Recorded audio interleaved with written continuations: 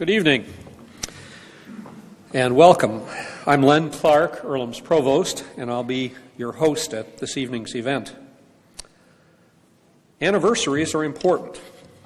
Like many other major life events, they enliven our memories and our passions, and at their best, they serve to fire our imaginations as well as our intellects. Dorothy Meredith, who took leadership in thinking about and organizing the series of events that we are calling a Day of Reflection. Dorothy and the committee charged with planning our commemoration of the events of September 11th came to the following thoughts. Since Earlham is an educational community, and we hope and believe an unusually reflective one, we should labor to more than simply remember the events and their aftermath, which are still, after all, vivid in all of our minds. Although the tragedy for thousands of American families has commanded our full attention, in many ways the world itself is not different than it was last September 10th. There were terrorists operating before September 11th. There was a worldwide fundamentalist movement among all the largest of the world's religions before September 11th. There were tensions and hatreds in the Middle East before September 11th. But the way we think about the world seems to have changed for most of us. Have we changed in ways that should have happened years ago? Have the changes in our views been the product of greater insight or not? The committee formed 3 questions to help us recover our sense of the world on September 10th and to learn from that effort. First, how did we think about things on September 10th? How should we have been thinking about things? And how should we now make corrections in our worldview? We do not expect this evening and tomorrow one set of answers to these questions. What we do have, the faith rooted in our identity as a Quaker educational community, that as people of goodwill seek to answer these questions together, we will be better for it, and we will have done what we ought in helping find a way forward for ourselves and our nation and the world. To prepare to hear Landrum bowling this evening, please join me in a few minutes of quiet centering and reflection.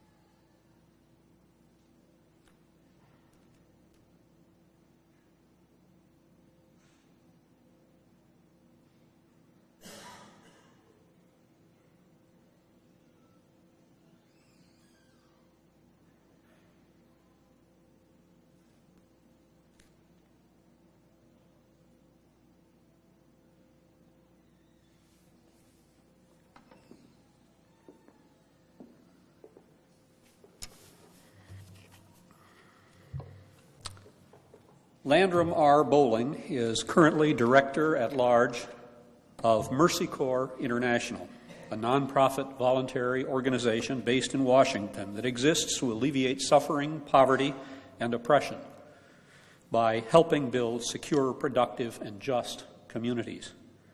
Dr. Bowling is also senior advisor and board member of the Conflict Management Group in Cambridge, Massachusetts, and senior fellow at the Center for International Policy in Washington, D.C. He has also authored or co-authored numerous publications, including Search for Peace in the Middle East, Private Foreign Aid, This is Germany, Private Diplomacy with the Soviet Union, and Conflict Resolution, Two-Track Diplomacy. Dr. Bowling served as president of Earlham College from 1958 to 1973. Among other great and noble acts as president, he hired me. Landrum then served as chairman of the board of Lilly Endowment Incorporated, and later as chairman and then chief executive officer of the National Council on Foundations. In 1982, he became research professor at the Institute for the Study of Diplomacy at the Georgetown University School of Foreign Service. 3 years later, Father Theodore Hesburgh, president of Notre Dame University, asked Dr. Bowling to move to Jerusalem and take over management of the Ecumenical Institute as president and rector. The Center for Advanced Study brings together Muslim, Jewish, and Christian leaders, scholars, and laypersons interested in deepening their understandings of all three faiths. Because of his non-official but deep involvement in Middle East affairs, Landrum Bowling became well acquainted with many of the leaders among all sides in the conflict, and from time to time served as an informal messenger between political leaders and governments that had difficulty in communicating directly.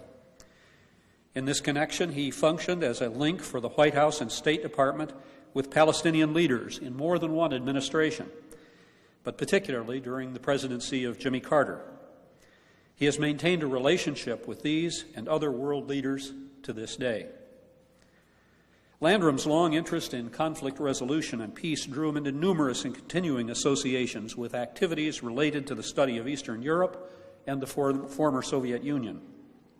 He was, for 10 years, one of the American participants in the Dartmouth Conference dialogue with Soviet leaders.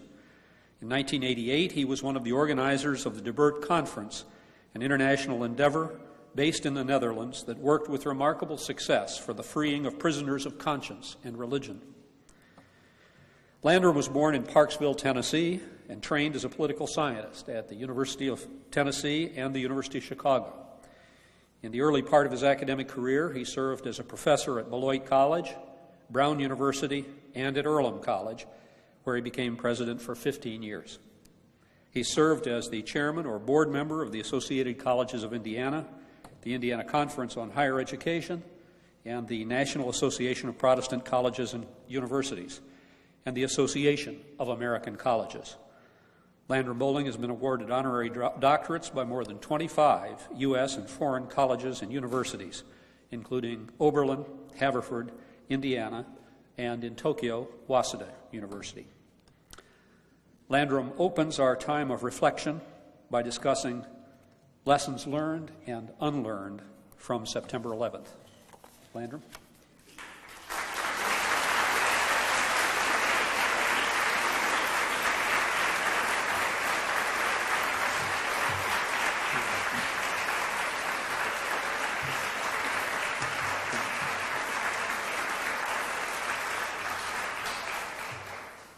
Thank you much, dear friends.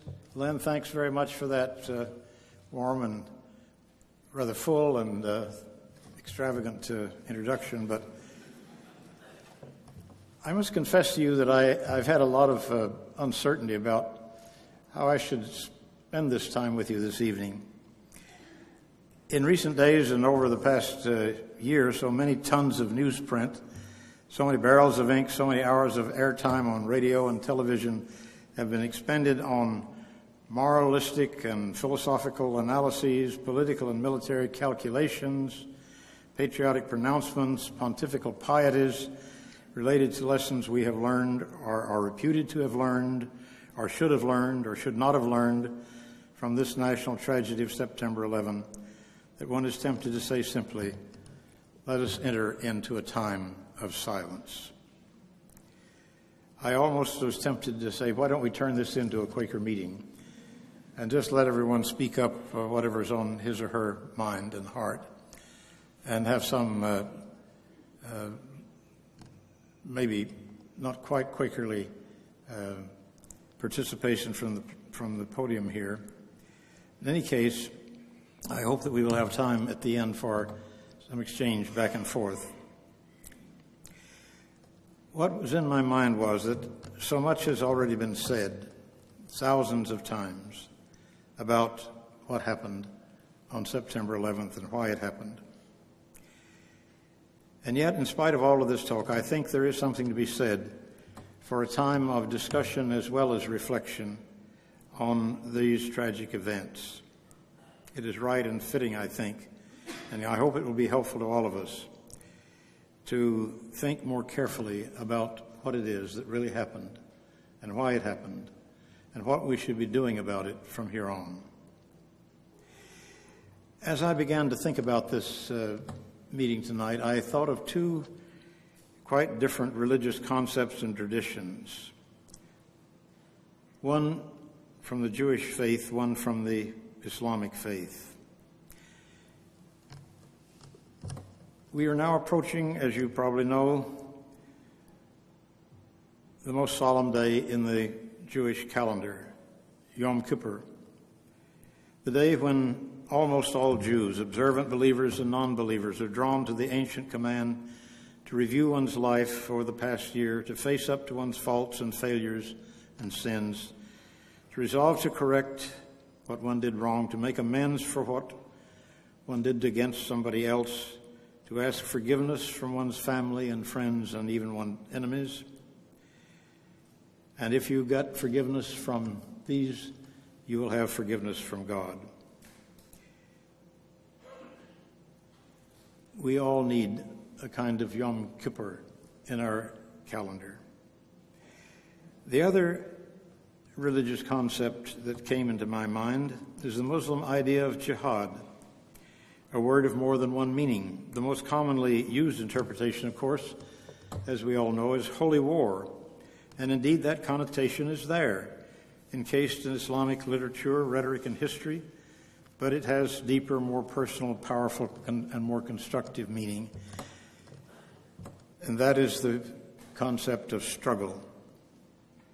This is the emphasis that most thoughtful, modern, moderate Muslims emphasize today.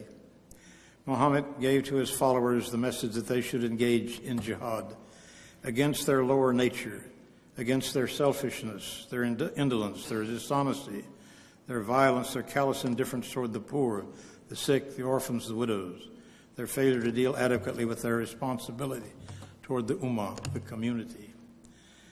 These are part of the deeply ingrained tradition of Islam. Jihad against one's own weakness and evil. And this is a time for such reflections.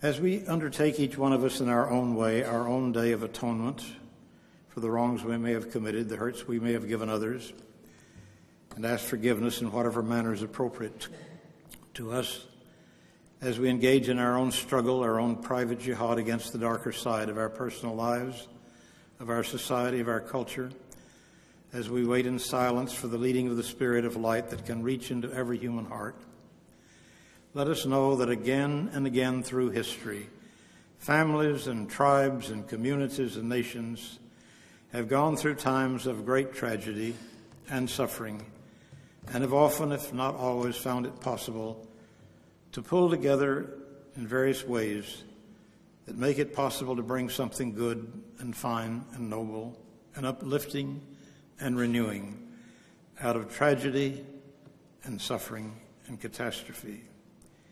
Even out of terrible evil and wrong, there can be the emerging of the right and the good. But it won't just happen. We have to work at it. We have to apply the most rigorous, informed thinking our minds can construct. We have to call forth the deepest concerns and caring and commitment our hearts can release. We have to reflect honestly, unflinchingly on the realities in which we find ourselves enchained.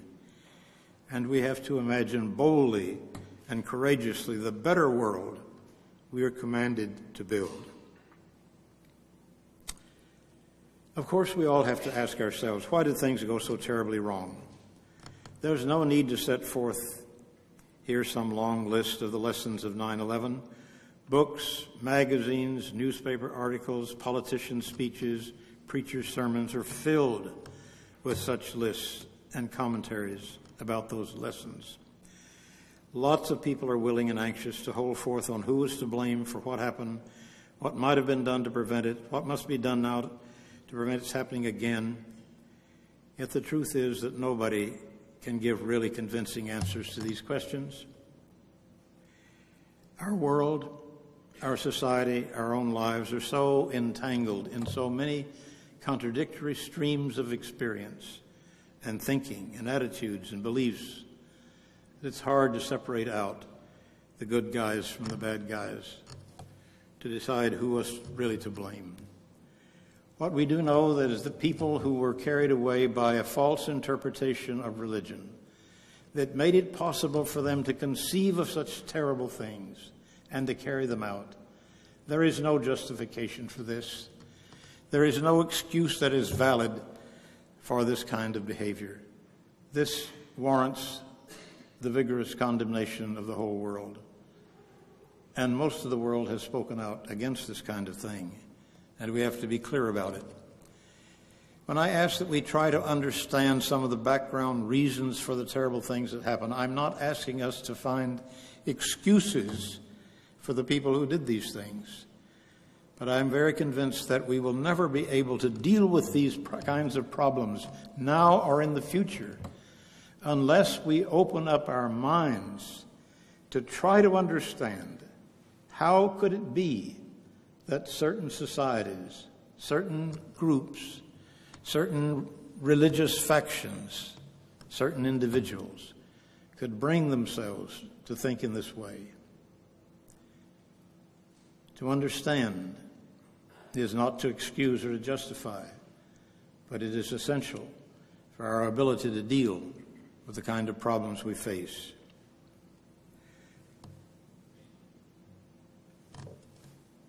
The background and causal explanations for the events of September 11 are interwoven with economic forces, demographic shifts, the cultural fashions, the spread of education, and the scarcity of good jobs for the educated, the political currents and the patterns and personalities and characters of political leaderships, good, bad, and indifferent. It is exceedingly difficult to pinpoint one or a few factors most responsible for this calamitous tragedy, but there are a few that have to be taken into account. These are some of the forces, I think, that we have to look at if we were to really have understanding. One is globalization. Globalization has become one of the demon terms in contemporary international debate, particularly of supposed leftists against rightists, liberals, radicals against conservatives, poor against the wealthy, third world marginalized people against the affluent, powerful West.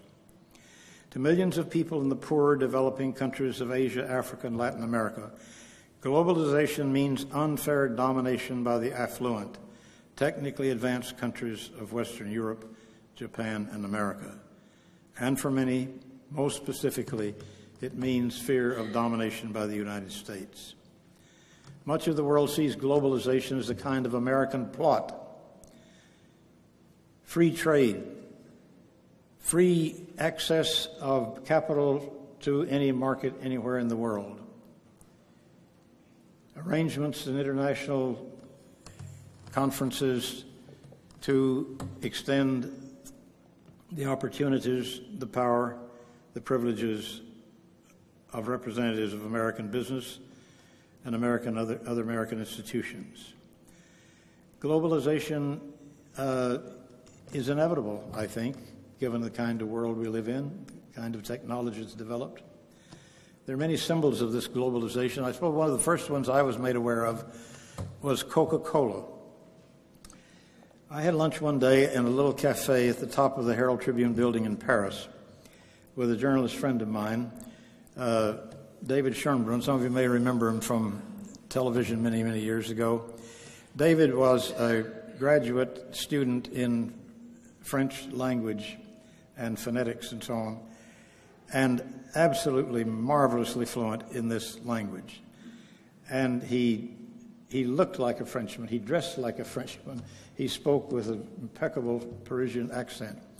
We were having lunch together in this cafe one day, and he looked across at the neighboring table. A grand old papa type was sitting with what apparently was his daughter and the girl's boyfriend. With his lunch, he ordered a bottle of wine, and they ordered Coca-Cola. And my friend David looked over at him and sort of nodded and smiled and expressed his shared disgust. And he said, "Ah, monsieur, c'est la cocalisation de les Françaises, n'est-ce pas?" Well, American culture, far beyond Coca-Cola, has spread all over the world. You can't escape it. One of the most bewildering experiences of this I had in the midst of the siege of Sarajevo. I spent the most horrible 24 hours of my life as a virtual prisoner inside the Holiday Inn in Sarajevo in November 1992, the guns going on all night around me.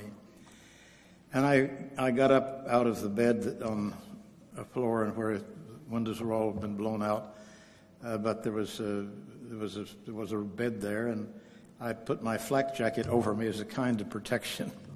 But after a while, I decided it was too risky, and I didn't like the noise, and I got up and went downstairs and took my notepad and wrote for several hours in the dining room. About 5 o'clock in the morning, a couple of charwomen came in with their mops and pails and started mopping the tile floor in the dining room and turned on the television. Here is Sarajevo under siege after a night of horrible bombardment. They turn on the television. What do they get? MTV, young people gyrating in the kinds of dances that MTV presents to the world. This was a globalization of American culture in a war zone in the midst of a siege. Well, one could go on with these trivial illustrations ad infinitum. The fact is that we are the 2-ton elephant in the china shop. We're the 800-pound gorilla in everybody's garden. Whether we like it or not, our culture, whatever one thinks about it, is spreading all over the globe. And our economic power, of course, is felt all over the globe. Another aspect of the world that has to be thought about in connection with what has happened: the continuation of authoritarian governments. We hoped years ago, many of us did, I as a naive young student of political science thought that the world was moving inevitably more and more toward liberal democracy, free elections, human rights, rule of law, honest democratic government. Well, that hasn't happened universally. It's happened some places. But over much of the world, authoritarian governments still rule. And throughout the Middle East particularly, they are in power. There isn't a government in the Arab world that doesn't rest ultimately on the power of the secret police. The muhabarat, the Arabic word for secret police, is the most hated word in the Arabic language, in one sense. It represents what so many of the people hate about the society in which they live. Even so pleasant, delightful, even benign kind of rulers, King Hussein, whom I knew well and admired and personally liked, he ruled also like the others, with the help of the secret police, who were arbitrary often in what they did, and of course irresponsible in what they told the king were the threats to him and what he had to do to sort of protect his power. Authoritarian governments are the norm throughout that region.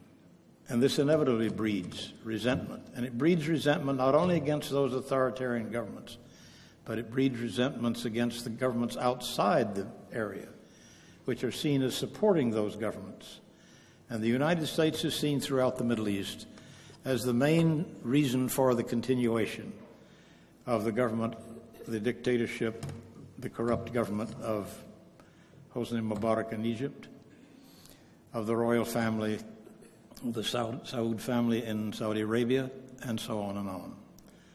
These are our allies. These are governments we support. And we get naturally condemned by many people who disapprove of those governments among their own people. The governments are not only authoritarian, they not only are seen as being tools of foreigners, particularly the United States, they're also unquestionably quite generally corrupt. And people know about this. They know about the special deals. They know about the special power and privileges that the inner circle have.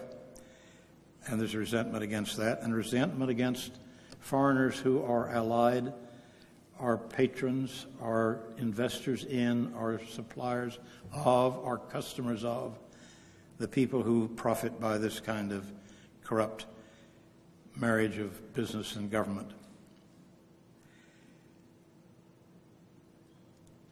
There's another question that is very much in people's minds over the Middle East and over the world, and that is the question of American military power and the use of that power. And right now, as we all know, the threatened more use of that power in a possible preemptive strike against Iraq. This is one of the most hotly debated issues in the world today, and incidentally, and I think all to the good, one of the most hotly debated issues in Washington, D.C., where inside the Congress there's beginning to be serious discussion, debate about the wisdom of this supposed policy, which we keep hearing is not yet firmly agreed upon, but which seems pointing all the way toward a final military attack against Iraq in order to remove Saddam Hussein.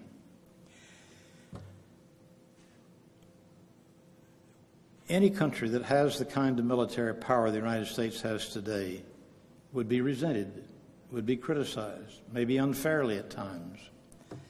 But this is one of the realities. We are far and away the super military power of the world. Nobody comes close to us. We spend more money each year on arms than I think it's the next 20 countries of the world combined. We are the military superpower. And we are so much a superpower. And even though we dominated, we helped to organize, and to a large extent we dominated NATO for 50 years. By now we don't really care much whether NATO is around to help out or not. We don't really need them. And to some extent we don't want them.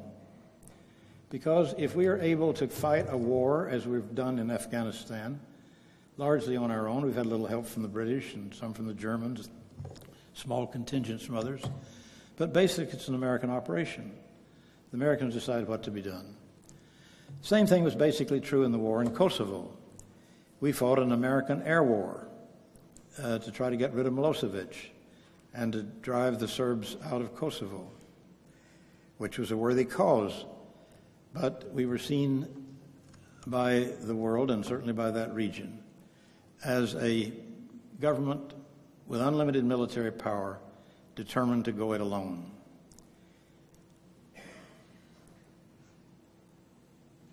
This question of the role of American military power is one that is apparently difficult for us to get into open discussion about. It's a particularly difficult question, of course, for Quakers to get into discussion about. And I've had some rather interesting arguments with some of my fellow Quakers over recent years by saying that I thought one of the big issues that Quakers ought to get involved in is a discussion of American military policy. The military is a reality in our lives. The military is a very important part of American policy. We've got this biggest military power on earth. What are we doing with it? Where can we use it? Why should we use it? And where and how? And as in the years that I worked and lived in Bosnia, I had a lot of first-hand close-up observation opportunities with the military. And when the American military first came into Kosovo, and I was there, I remember on the day when the first contingent arrived at an airport outside of the city of Tuzla in northern Bosnia. In those days, the military came in with the understanding, which was very much encased in what is sometimes referred to as the Weinberger Doctrine, or sometimes called the Powell Doctrine, that the United States will not get involved in military operations in any part of the world in a military way unless American vital defense interests are at stake. That we will not be involved in nation building, we will not be involved in peacekeeping, we will protect our own people, and we will send our troops, and the first duty of the troops will be to protect the other troops. And so we refused to use the military to arrest war criminals who were floating around freely. We could have taken Karadzic and Mladic and these other terrible characters in the Serb military. We never would do that. The military would say, that's not our duty. We're not policemen. We're trained to fight wars. We're not trained to do police duty. Catching these war criminals would be police duty. I saw a test of this thesis with regard to a housing reconstruction project that my organization was involved in. The town of Brčko is in a very disputed area in the very northern edge of Bosnia. It links two parts of what's called Republika Srpska, the Serb parts of Bosnia. The Serbs came in there in 1992, I guess it was, and drove out the predominant Muslim population, most of it, and the Croats. And as the Dayton Agreement went into effect and efforts were being made to restore peace and order and get Bosnia functioning again, one of the things that was proposed that we try to make Brčko once again a multi-ethnic, multi-religious community. And to do that, we'd have to repair the houses of Bosnian Muslims that had been wrecked or partly wrecked and enable those people to come home. And my organization was one of the few foolhardy groups that was willing to take on this job, though many people said you'll never be able to carry it out because the Serbs would go in and burn them down. Well, we started a program of rebuilding houses, and one of my friends went one night on a patrol with American military through some of the back roads around Brčko. In the course of an hour, they saw 6 houses go up in flames, houses that were under repair to house Muslims that were going to come back. Serbs, agents of this terrible man Karadzic, had gone out to scare the people, drive them out, burn down their houses. The American military rode by, made notes, made a report to their officers at headquarters the next morning, and that was it. They wouldn't lift a finger. But after a while, and we kept on building houses, rebuilding houses, eventually the military decided that they couldn't stand for this. And so they sent word, no more of this nonsense. Anybody who burns down another house is going to pay for it. And they started sending out what they would call more robust patrols, more vehicles, more jeeps with machine guns, more tanks. They never fired a shot. They never hurt anybody, but they performed an essential police duty that made it possible to finish the building of those houses. Last time I was there, about a year ago, Mercy Corps had finished the rebuilding of more than 3,000 homes for people in that area. We could never have done it without the cooperation of the military, whose cooperation was, in a sense, token cooperation, but it showed that we were serious about protecting people's rights to be back in their own homes. This is only one illustration. There are good things that military do. There are good things that military can do. But one of the things they have to unlearn is that they can't be participants in peace building, peacemaking, and in nation building. That idea, I think, is changing. But meantime, there is still this unresolved question. about how far does American military power go and how far should it be allowed to go. And the big debate in Congress these days is over the issue of unilateralism versus multilateralism. Do we just go it alone, decide what we think is right and do it, or do we try to build a coalition? And here's where a very serious division has already developed within the Bush administration. Brent Scowcroft, who was the senior military advisor to President George Bush I, has finally spoken out. He's a highly respected retired lieutenant general, had been national security advisor, and is part of the conservative political establishment of Washington. Scowcroft spoke out now several times in the last 2 or 3 weeks and said, there is no way we can have a successful policy on the basis of going it alone. Unless we're able to build a coalition of other countries that share our views and are willing to help bear the burdens, we are out of our minds to think we can ram our policies down the throats of the rest of the world. But that issue not resolved. Vice President Cheney, Secretary of Defense Rumsfeld, his chief deputy, Paul Wolfowitz, an academic from Johns Hopkins University, a defense specialist. These 3 men are absolute all-out hawks who are determined they're going to get us into a war with Saddam Hussein. Now, Saddam Hussein is certainly, certifiably, I would say, the most evil political leader in the world. He's learned all the tricks that Stalin learned and all the tricks that Hitler turned and improved on both of them.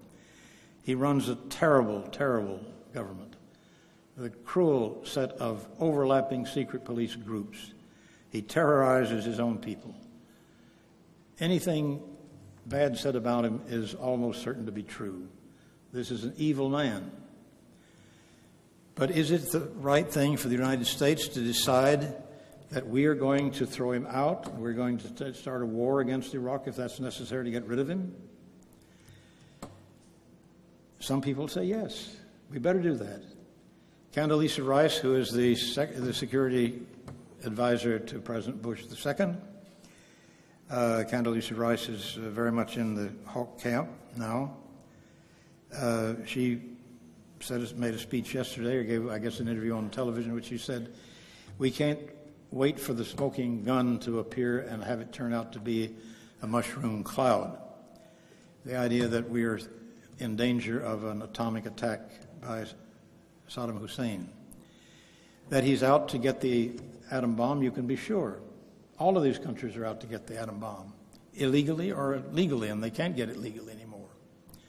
But Israel already has the atom bomb. It got it illegally a long time ago. Nobody says a thing about Israel's atom bomb. But now we want to go to war to keep Saddam Hussein from getting an atom bomb.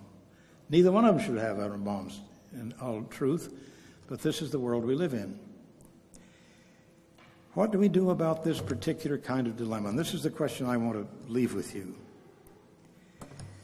As we look at this disjointed, conflicted world, with all of its problems and all of its difficulties, and with all of the threats to order and peace and decency, what are our options? I think our leadership in Washington would say, well, first of all, we have to look at the military option. Since we do have all of this military power, we can use it wisely with restraint and to good cause. We'll do it on our own. We don't need the interfering advice of any allies. And our military hardware is so sophisticated, we can win a war with minimum casualties, pushing buttons to send cruise missiles from submarines and ships at sea, stealth bombers, and we fought fantastic, unbelievable Star Wars wars in Kosovo and Afghanistan.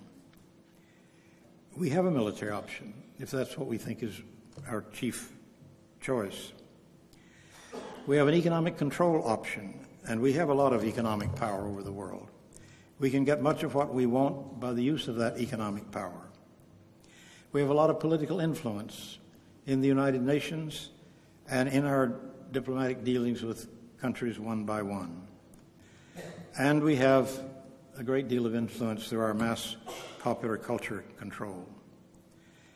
In all of these activities, in all of these areas of our life, the United States is seen by some as a great and benign and benevolent power, and it's seen by others as a great danger.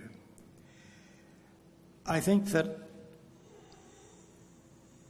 it is a terrible thing for America to be labeled in this way, and I think much of this labeling is very unfair. I think the U.S. government does not behave nearly as badly on the ground in actuality as it's often accused of. And yet, we have, in a sense, invited the world to see us as belligerent, as determined to have our own way, as unilateral. The unilateralist approach, it seems to me, is one that is very difficult to sell even to the American people. It's certainly impossible to sell to the rest of the world.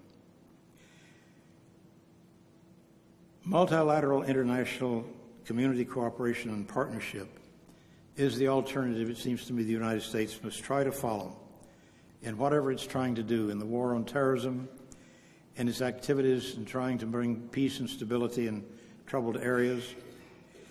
And here I want to leave with you this final controversial idea.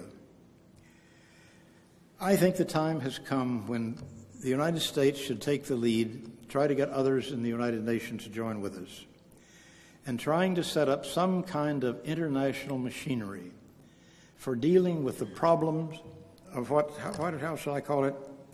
The problems of failed states, of basket case states, of rogue states, of terrorist states.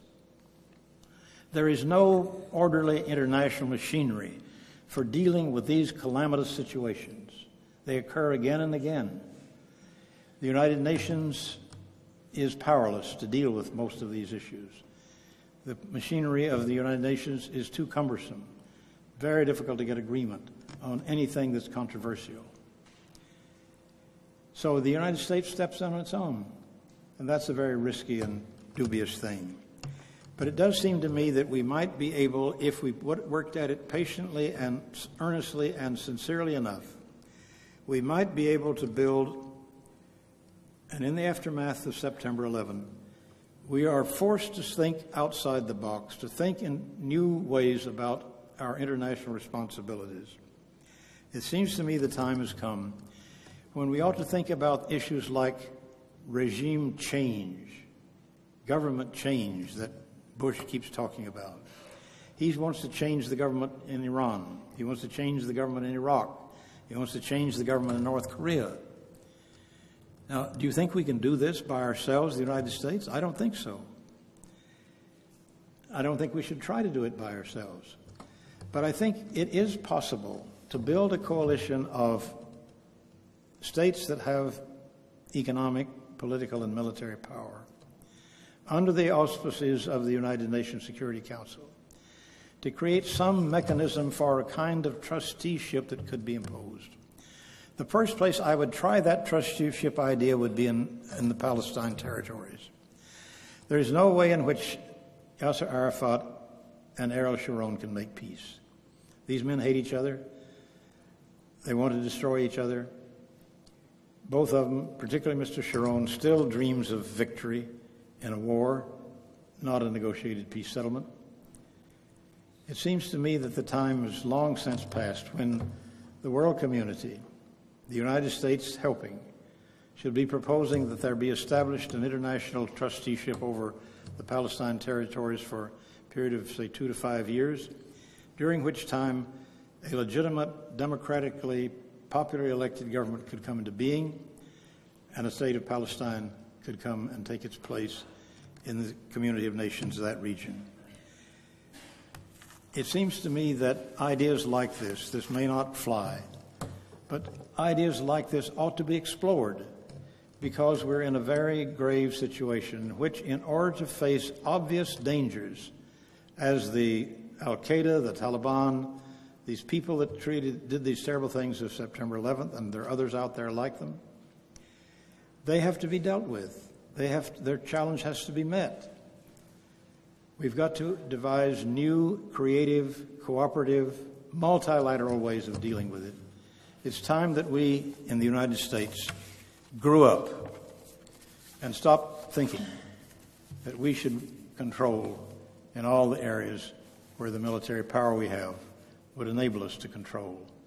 And it is only, it seems to me, by building a kind of international coalition of concerned, advanced countries, committed to human rights, committed to rule of law, committed to democratic governments, that we could work on helping to build alternatives to these terrible, corrupt dictatorships that cause so much difficulty in the world. Those difficulties have to be faced. We're trying to face them. I give George Bush credit for deciding we've got to do something. But I only wish that we could, as a country, rise to this occasion and say we're going to help countries develop truly democratic, free governments. We will help with training. We will help with conflict resolution seminars. We'll help with educational programs. We'll help with economic development grants. And on this point, and I close with this, if we moved in this direction, it would cost us a lot. It would cost us a lot. And I give George Bush credit for saying we have got to double our foreign aid commitments. That took some courage for a conservative Republican to say that. But he's absolutely right. Once we were the largest giver in terms of percentage of our annual output that went into foreign aid, we're now about number 20. We don't even make the top list of the top 10 of the most generous governments helping with foreign aid. We've got to get involved in a much deeper way than we have been up to now if we're going to be able to deal with the kind of challenge that is put to us by the awful events of September 11, 2001. That challenge is not finished.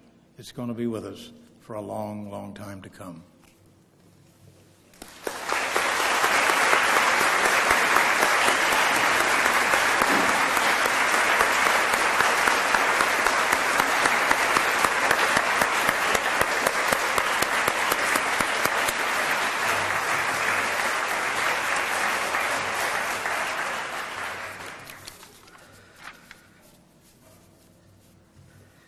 We'll have a few minutes left for questions before we need to adjourn. But before that, I wanted to remind you of several other events that will continue this series.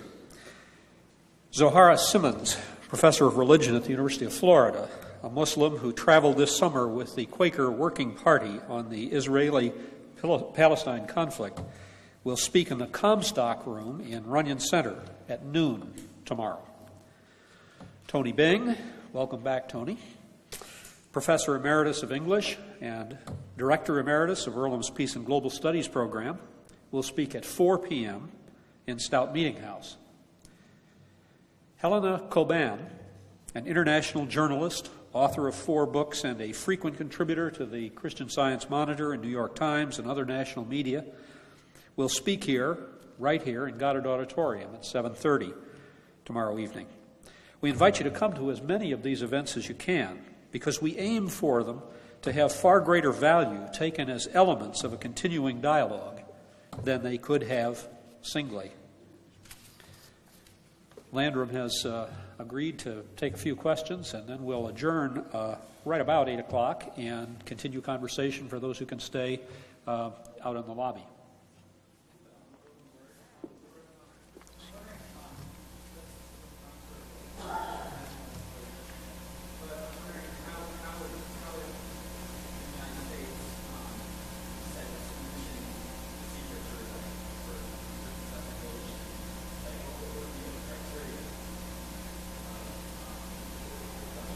Membership of the coalition?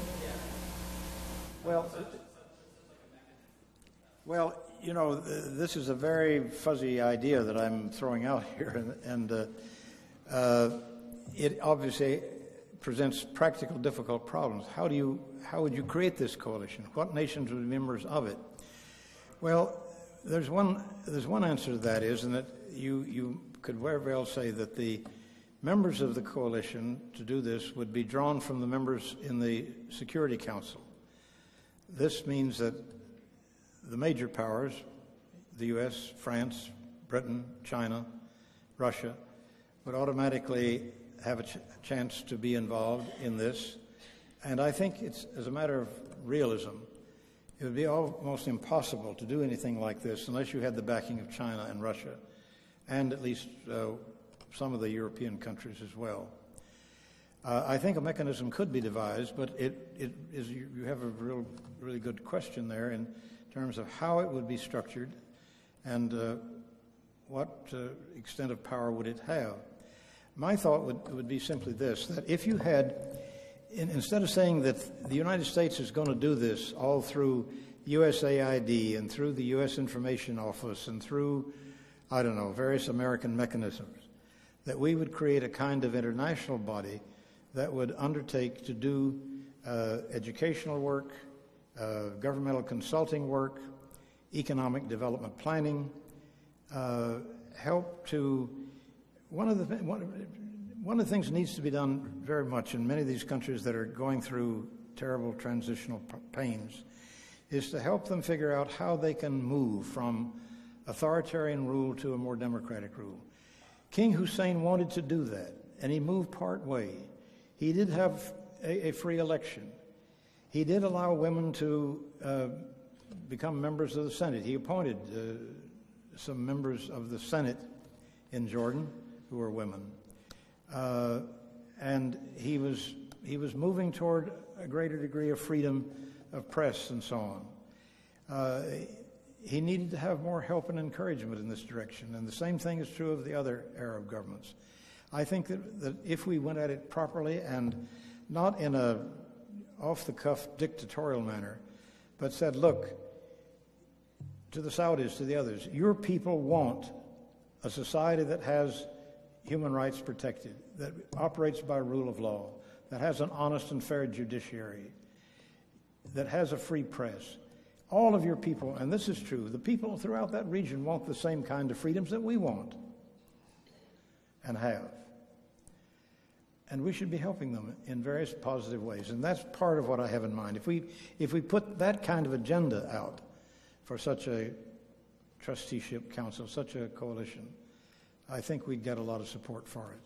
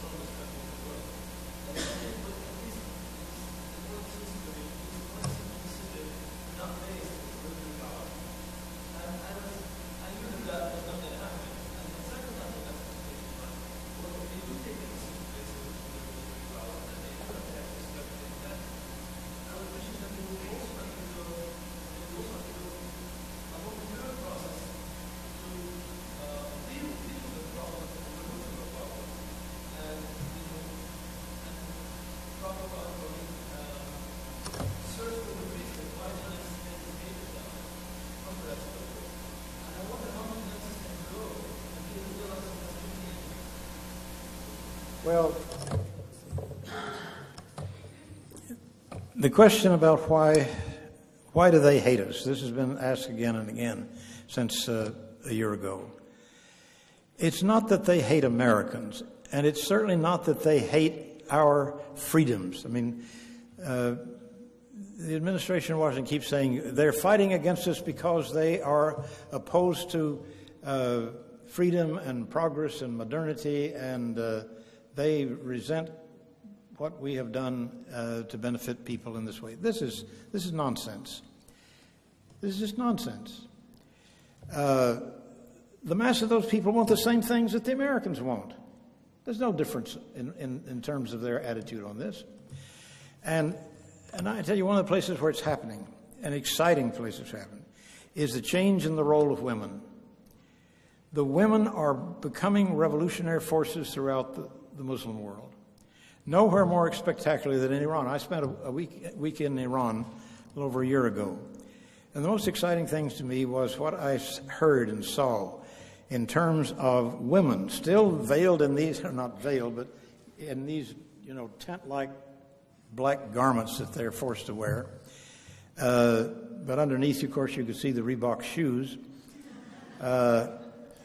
And maybe sometimes the hem of a pair of blue jeans. But the women in Iran are moving to the fore.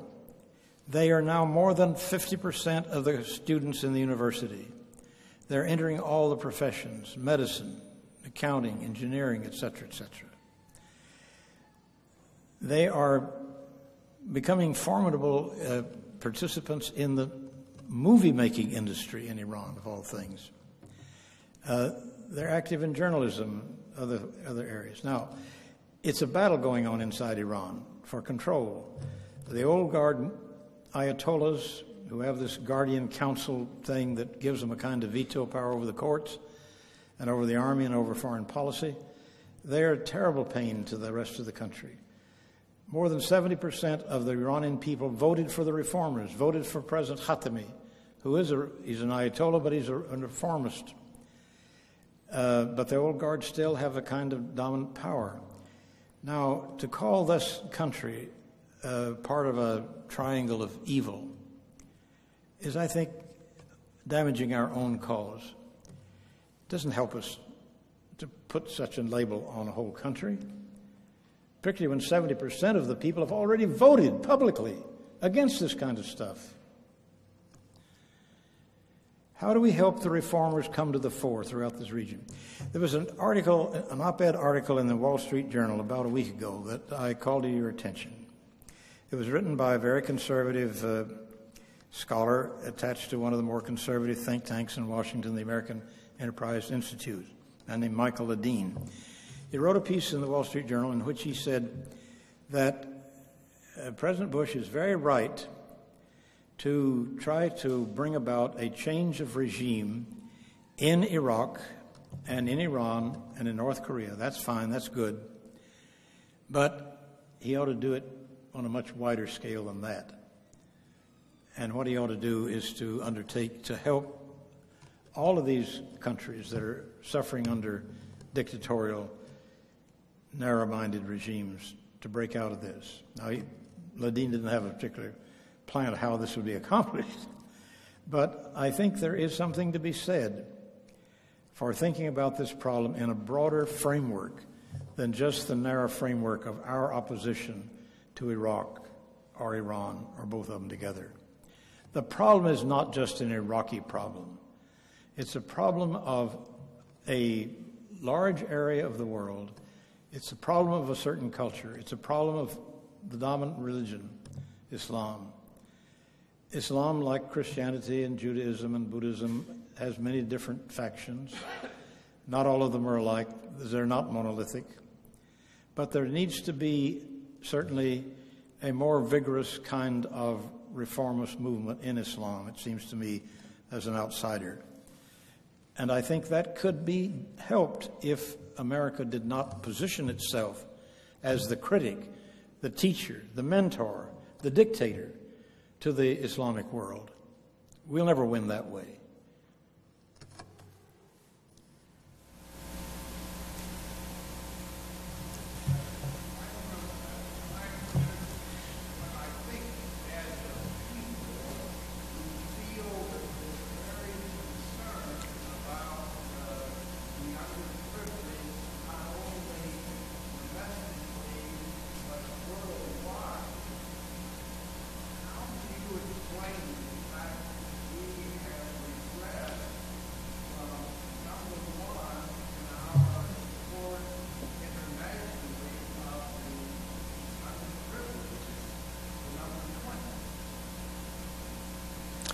Well, I don't think there's a quick, simple, easy answer to that. I think, first of all, I have to say that foreign aid has probably been the most unpopular international program for 40 years. Every president And of course, presidents, both conservative, liberal, Democrat, and Republican, have been in the White House in those 40 years. Every one of them supported foreign aid, but they had a battle, often within their own parties, about foreign aid. Foreign aid never was fully understood by the Congress and supported as it ought to be, and there was a myth that many congressmen believed that the American public was against it. The Chicago Council on Foreign Relations, using some money that, quite honestly, I hoped to get for them when I was head of the Lilly Endowment, the Chicago Council on Foreign Relations, about 40 years ago now, 30 years ago, undertook a poll, a very careful scientific poll conducted by one of the top polling organizations in the country, to find out what were American attitudes toward various kinds of foreign policy issues. And actually, the idea for this poll came from Henry Kissinger. Kissinger was then Secretary of State, and he believed that the public supported foreign aid more than the Congress thought it did. And so he wanted to poll held. Well, we did it through the Chicago Council on Foreign Relations. They had this poll made nationwide, and the results were astounding. It showed that more than 60% of the American public supported foreign aid and would support even more foreign aid. That poll has been conducted periodically ever since then. The most recent poll was conducted just about 3 months ago. The results are still there. The American public still is in favor of foreign aid, far beyond what the Congress thought was possible.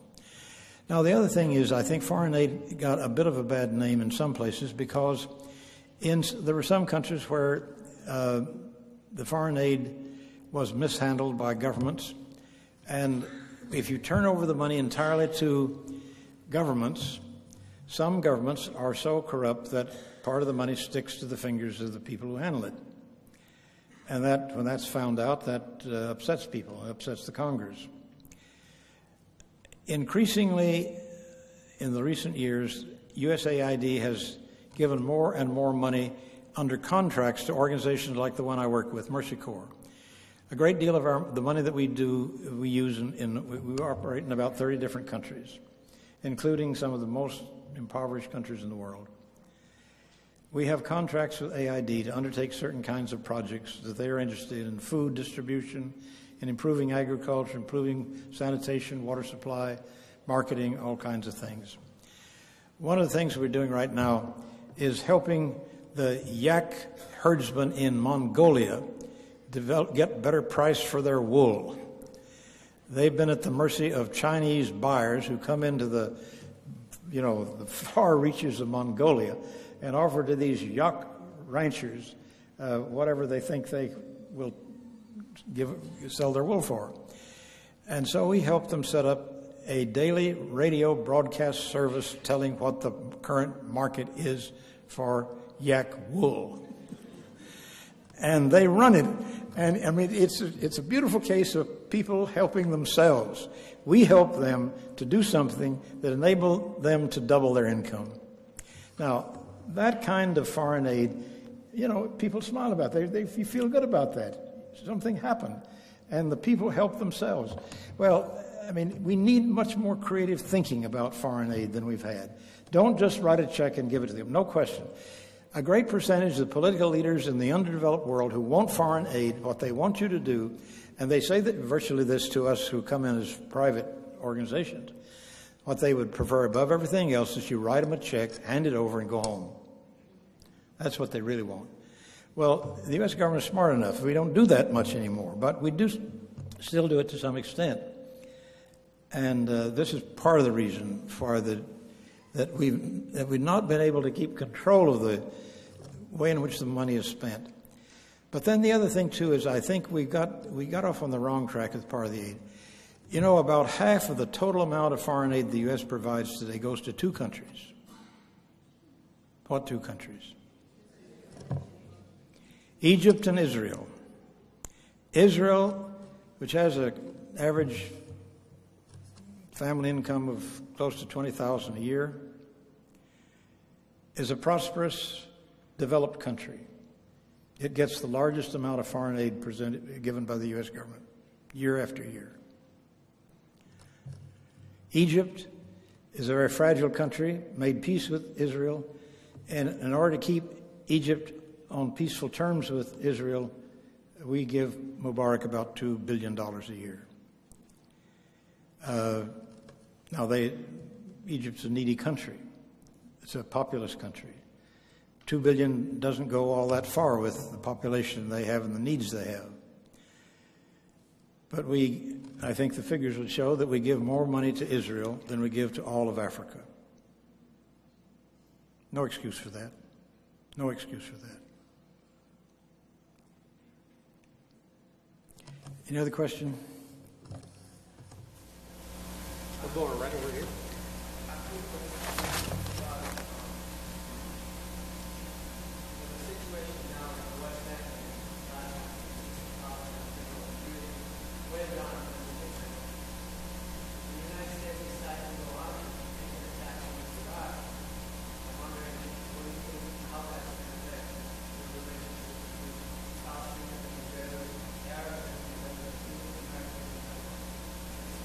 Well, this is a very, very important question. I'm very glad that this young student brought this up. Excuse me. Okay.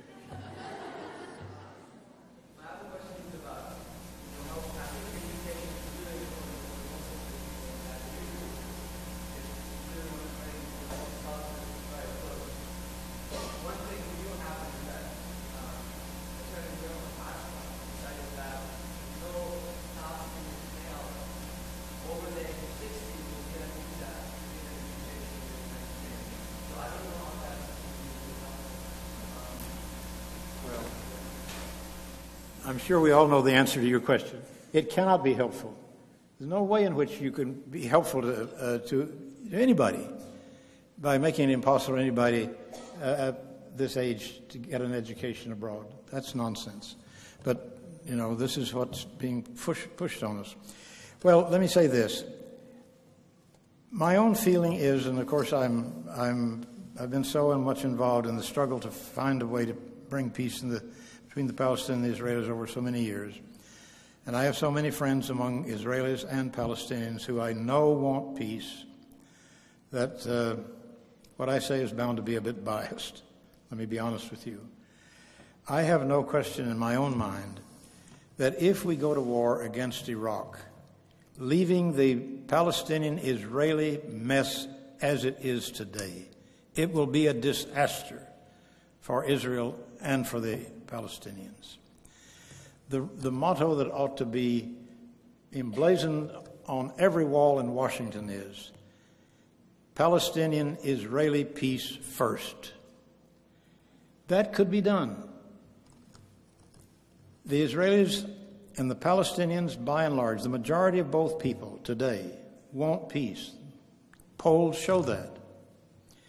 Majority of the Israelis, the majority of the Palestinians say they want to resume negotiations for a peaceful settlement. Polls just been conducted a couple of weeks ago. It establishes these facts. When I was last in the area, at the same time that Helena Cobbin and some others were there in June, I heard the same joke on both sides of the fence, among both Palestinians and Israelis. The joke is this. Somebody says, is there any light at the end of the tunnel? And the answer is, of course there's a light at the end of the tunnel. We can all see the light. It's clear as day. Sure, there's light at the end of the tunnel. The only trouble is we don't know how the hell did we get up to the mouth of the tunnel. The light is there. What do they mean by that? What they mean is that the solution, the basic issues to be resolved, the basic components of a peaceful settlement are fundamentally agreed on. Two states, Palestine and Israel, side by side, sharing the Holy Land, along borders mutually agreed on. Essentially the borders that existed at the armistice at the end of the fighting in 1949 until the beginning of the Six-Day War in 1967. That so-called green line is the line that both sides could live with. However, the Israelis have pushed about 200,000 Israelis just across the border into territory immediately contiguous to Jerusalem. The Israelis incorporated this into Jerusalem proper. They say these are Jerusalemites, these are Jerusalem neighborhoods. They're not West Bank settlements, they're part of Jerusalem. Well, this is a kind of sophistry, but still, many Palestinians now say, okay, let's make a deal. You take those particular neighborhoods, incorporate that into Jerusalem, incorporate it into Jewish Jerusalem and into Israel, fine. Compensate us by giving us comparable territory somewhere along the border elsewhere. And then remove all the Jewish settlements from the West Bank and Gaza. This is something all Palestinians demand, and most Israelis now are willing to accept. There are Knesset members I've talked to in the last few months who say, we have got to give up the settlements, all of the settlements. We never should have gone there in the first place. It's been nothing but trouble. We should build new homes for them inside Israel proper and get those people out of the Arab lands that we confiscated and put settlements in. That matter can be settled. What the Israelis will never agree to is free repatriation of Palestinians who left their homes in what is now Israel. They will never agree to free, unrestricted resettlement of Palestinian refugees inside Israel. Even the most dovish Israeli will say, we created Israel to have a Jewish homeland, a Jewish state. We're not going to set up a system whereby within 2 years, 5 years, 10 years at the latest, we'll be a minority in our own country. As they would be if there was a free flow of Palestinians back into Israel proper.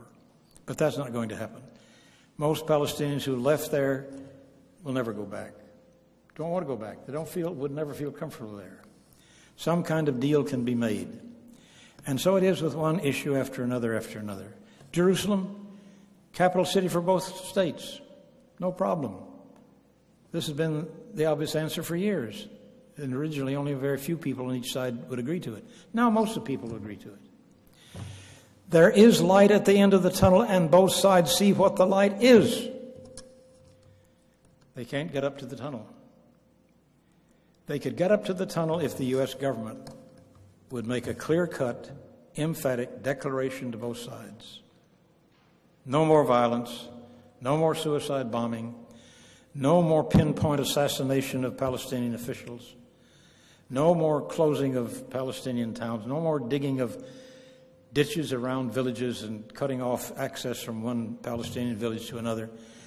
The life of the Palestinians today is one unbelievable, miserable thing. It's one of the scandals of the modern world, what's happened to the Palestinians. That ought to stop. It could stop. It would stop if the U.S. government would demand that it stop. We're ready to start a war against Iraq in order to remove Saddam Hussein from power, who is a dreadful, evil man, no question about it. But we're not willing to risk our political capital by saying to the Palestinians and the Israelis together, stop this violence, sit down at the conference table, make the deal that you all know can be made, and let's get on with it. That ought to come before anything that's done in Iraq. That could be done if we had the courage to do it.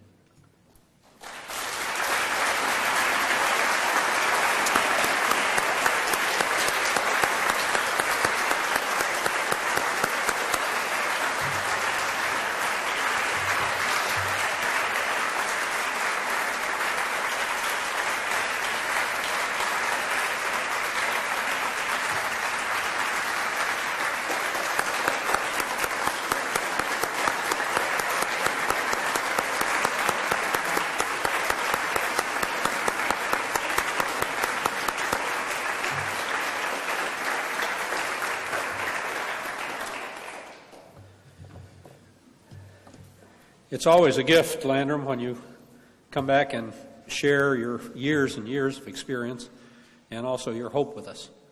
We will adjourn to the Arthur and Sarah Little lobby outside for refreshment and further discussion.